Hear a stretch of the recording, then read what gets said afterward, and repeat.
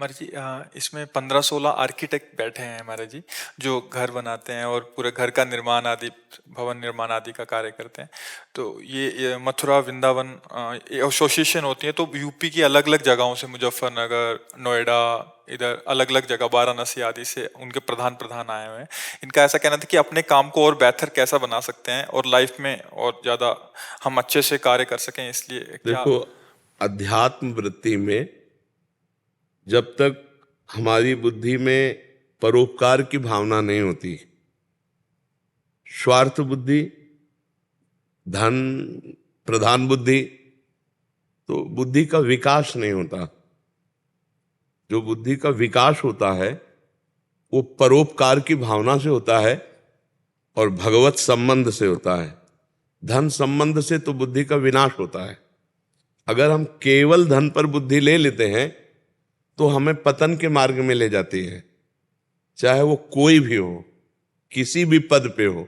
जब धन की प्रधानता हो जाती है तो फिर जो सामने वाले को सुख पहुंचाने के लिए हमारा मानव जीवन है वो नहीं हो पाता। फिर हम अपने स्वार्थ में, लेने की भावना स्वार्थ और देने की भावना परमार्थ। अगर देने की भावना में है तो लेने वाला जो कार्य है वो अपने आप पूर्ण होता है। जैसे हम आपके पास कोई मकान का कार्य लेकर आया और आपने विचार किया कि इसको सुख पहुंचाना है, मुझे जितना मेरे को ज्ञान है मैं अधिक से अधिक सुविधाजनक उतना इसको मकान बना करके, नक्शा बना करके हम देंगे, सुविधाजनक। पैसा दूसरे पर, पहले पर उस जो आया है मेरे पास उसको सुख प्रदान करना, उसके तो आपकी बुद्धि निर्मल होगी। परोपकार की भावना में बुद्धि निर्मल होती है और निर्मल बुद्धि भगवत चरणारविंद से युक्त होती है, धर्म से युक्त होती है।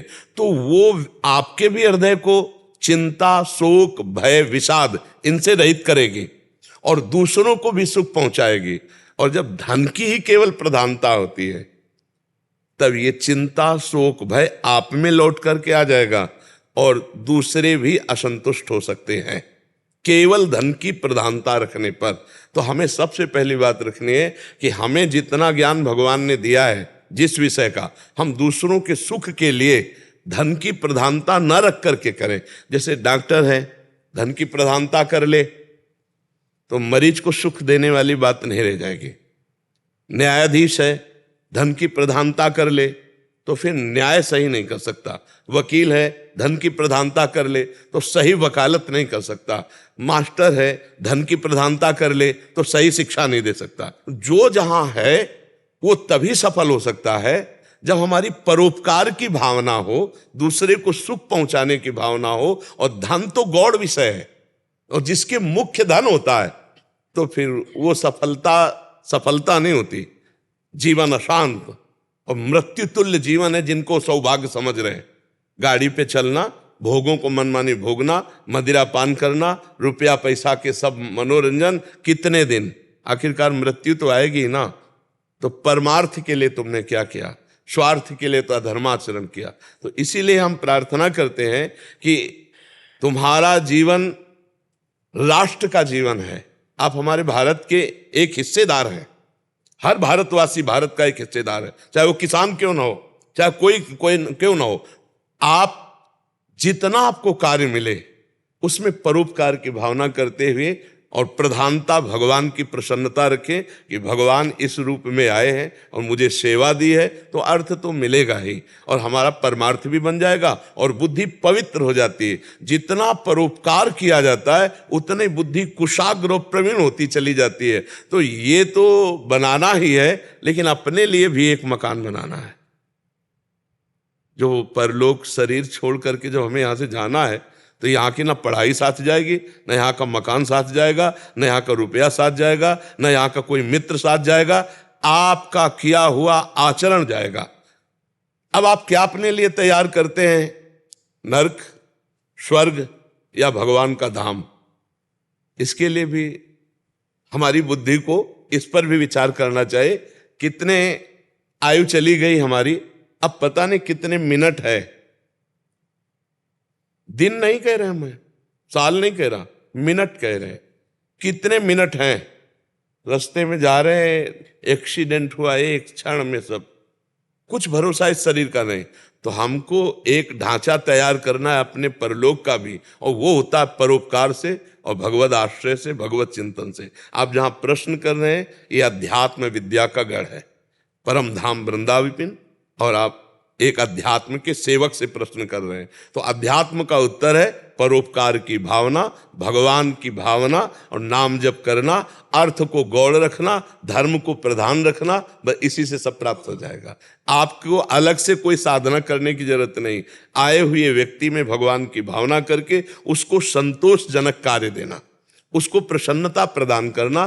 थोड़ा अर्थ को अगर हमें कम मिल रहा है तो हम सह जाते हैं, तो उससे हमें शांति मिलेगी, हमारी चिंता का नाश होगा। आगे शोक की जो दुर्घटना, जो नाना प्रकार की अव्यवस्थाएं, जो नाना प्रकार की विपत्तियां आने वाली हैं, आशीर्वाद से सब कट जाती हैं।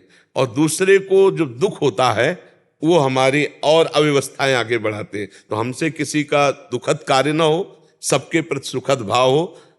आप जिस डिपार्टमेंट में हैं, ऐसे हम पूरे भारतवासियों के लिए संदेश देते हैं। आप जिस डिपार्टमेंट में हैं, आपके पास जो आता है, मानो मरीज आता है या कुछ भी आता है, वो भगवान भेज रहे हैं आपको सेवा के लिए। अपनी अपनी सेवा निष्काम भावना रखते हुए, परोपकार की भावना रखते हुए की जाए तो हमारी बुद्धि शुद्ध रहेगी, चिंता शोक भय और नाश होगा। भय हमारे अंदर हर समय बना रहता है, चिंताएं बनी रहती हैं, शोक बनी रहते हैं, कामनाएं बनी रहती हैं। कब पूर्ण होंगी? क्या पशु बनने पे पूर्ण होंगी? जब मनुष्य बनने पर पूर्ण नहीं हो सकती तो और कैसे पूर्ण होंगे? तो हमको ये भी देखना है, अपना हृदय भी खाली करना है, चिंता से, शोक से, भय से, दुख से। ये रुपए से पूरी होने वाली नहीं। जब तक भगवान से नहीं जुड़ोगे तब तक वो विश्राम नहीं मिलेगा। तब लग कुशल न जीव कहूं, सपने हुमन विश्राम, जब लग भजत न राम को, शोक धाम तज काम। तो अर्थ की प्रधानता न रखते हुए अपने कर्तव्य का परोपकार की भावना से किया जाए तो इससे मंगल होगा और नाम जप किया जाए भगवान का। हमारी आध्यात्मिक की तरफ से ये प्रार्थना है। महाराज जी, जीवन में जो चिंताएं और भय आते हैं महाराज जी, अपनी दैनिक दिनचर्या में कभी कभी काम का इतना प्रेशर हो जाता है, कभी कभी उस काम का प्रेशर तब दबाव डालेगा जब अर्थ की प्रधानता होगी। अगर भगवत सेवा की प्रधानता है तो रात्रि के 12 बजे से जगा हुआ है ये शरीर है, हम आनंदित हैं क्योंकि मुझे भगवान ने सेवा दे दी, भगवान की कृपा।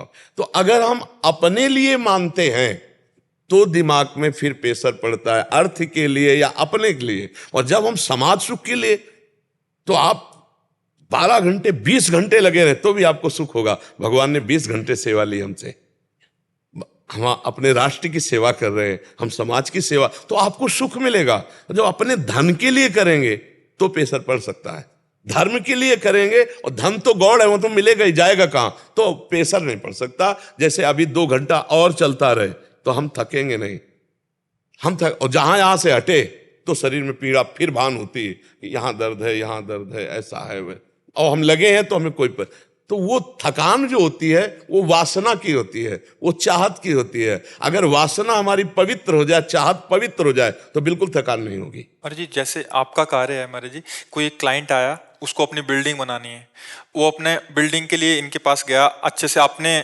रखा कि हमें ऐसा चाहिए, इन्होंने बना के दे दिया। इनमें कोई, क्योंकि वो अर्थ देगा, ये बना के देंगे अपनी बुद्धि योग से, जैसा भी होगा। क्या कुछ अलग से ऐसा कार्य हो सकता है जो, जैसे आपने बोला सेवा, तो सेवा का कोई कार्य ऐसा दिख नहीं रहा, क्या अलग से कोई सेवा कार्य करना चाहिए हमें अपने जीवन में? नहीं, अलग से सेवा का कार्य तो हम इसलिए नहीं कहेंगे कि गृहस्थ में है और कार्य प्रणालियां इनकी जो है इतनी विधि है कि उनको अलग से हम ये नहीं कहेंगे तुम जाके अनुष्ठान करो जाके, नहीं।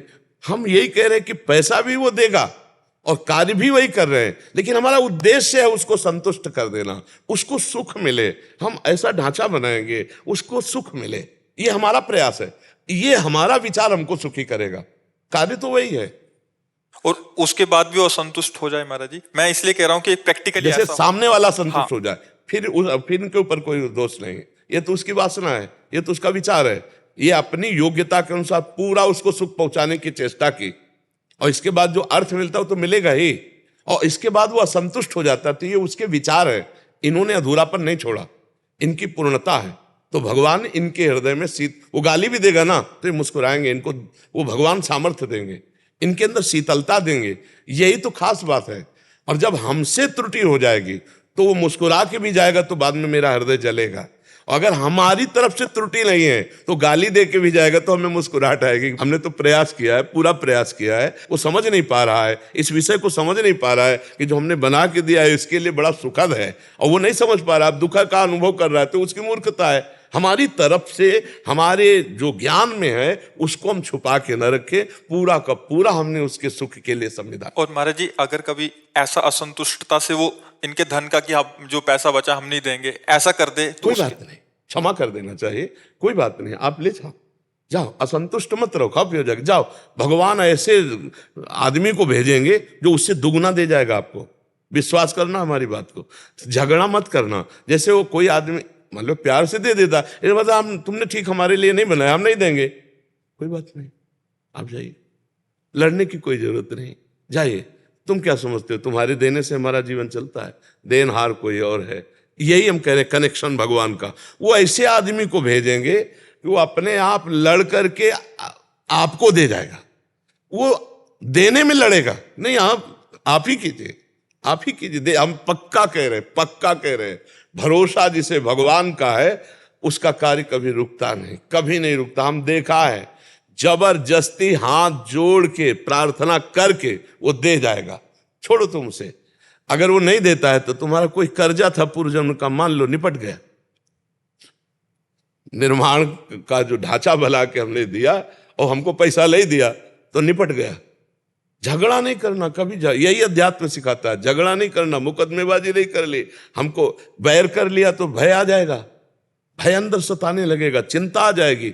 नहीं, आप नहीं देना चाहते मत दीजिए, हमारा कार्य हमने मेहनत करके आपको दिया, आप नहीं देना चाहते जाइए, आप जाइए, भगवान देगा। और कैसे देगा आप खुद देख लेना, ऐसे गाहक को भेजेगा, ऐसी व्यवस्था करके भेजेगा कि उससे भी ज्यादा आपको लाभ मिल जाएगा।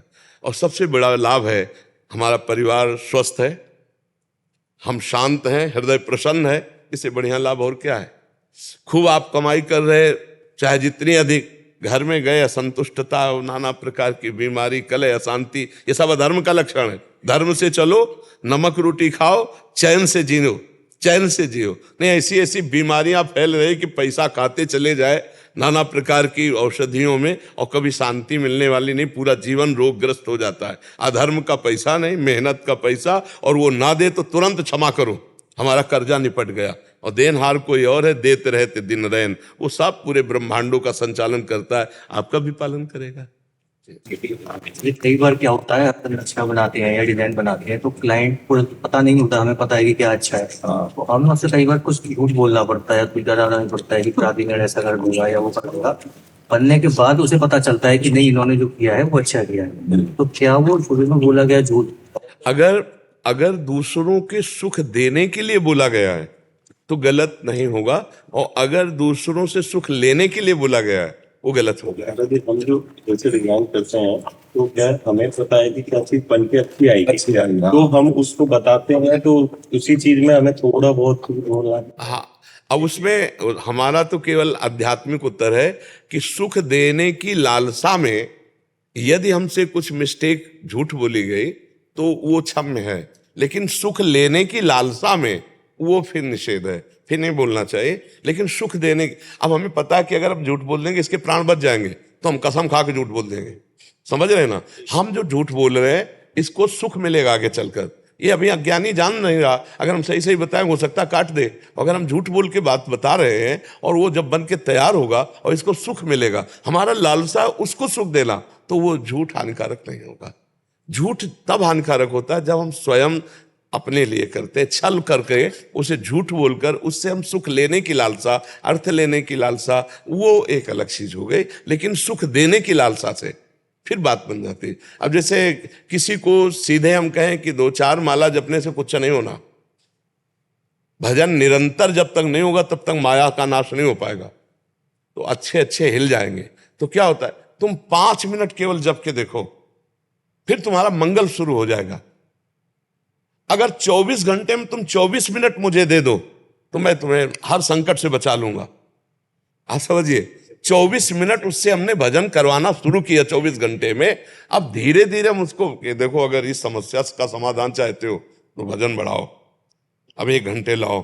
बोले आपने तो कहा था पहले 5 मिनट में। तो देखो 5 मिनट वो ऐसे थे जैसे कोई स्कूल जाता है और काखा गागा की जगह अगर ऐसे करता है तो मास्टर कहता है शाबाश शाबाश, एक टॉफी लो। और अगर वही साल भर करते हैं तो थप्पड़ मारेगा, है नहीं, उसको सीधा क्या लिखा। हाँ, तो अगर हम ऐसी बातें करते हैं तो मंगल के लिए करते हैं ना, उसमें झूठ नहीं है। अगर हम स्वार्थवश तो फिर वो झूठ हो जाए। परमार्थ के, दूसरे के सुख के लिए यही बात देखना है। कहीं कहीं झूठ भी जो है ना उस सत्य से बढ़कर लाभदायक हो जाता है। एक पंडित जी माला ले बैठे थे, एक गाय जा रही थी, उसे कुछ मारने वाले लोग पीछे थे। तो उन्होंने पूछा गाय किधर गई, तो उन्होंने सोचा सत्य बोलना चाहिए, उन्होंने बता दिया वो गई। उन्होंने गाय को मार दिया, वो पंडित जी नरक गए। सत्य बोलने के कारण नरक गए। उस समय क्या करना चाहिए? झूठ बोलना चाहिए। मैंने तो देखा नहीं, शायद इधर गई है दिशा बदल के। किसी की प्राण जा रहे हो तो तत्काल झूठ बोल देना चाहिए। किसी का मंगल हो रहा हो, जैसे किसी का बेटी का ब्याह है, कोई मंगल है, क्योंकि उसका जीवन बसने जा रहा है, हम थोड़ी सी बात कह देते उसका जीवन बस, और भगवान हो सकता है उसका स्वभाव बदल दे, बड़ा सुंदर स्वभाव बन। तो ऐसे ही आप जो निर्माण के लिए बोल रहे, उसके सामने वाले के सुख के लिए बोल रहे, उसमें कोई दोष नहीं है। अपने सुख के लिए बोलना दोष युक्त माना जाता है।